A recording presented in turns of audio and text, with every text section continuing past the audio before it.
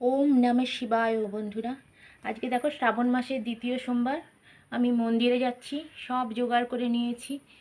আজ জব, তিল, আতপ চাল, সব ফুল, দুধ, গঙ্গার জল, এদিকে 5 রকম ফল আছে, মিষ্টি আছে, সমস্ত কিছু আছে। এবার আমি মন্দিরে যাব। মন্দিরে আমার ঘরের পুজোও হয়ে গেছে, আমি নিজেও রেডি হয়ে গেছি। এবার মন্দিরে যাব, চলো পুজোটা দিয়ে আসি। দেখো মন্দিরে চলে এসেছি, চলো পুজোটা করে নিই। এবার সব রেডি হয়ে আছে, আমার মার দর্শন করো। দেখো আমার পুজো হয়ে গেছে, দর্শন করো এবার আর একবার। সবাই বলো ওম নমঃ শিবায়।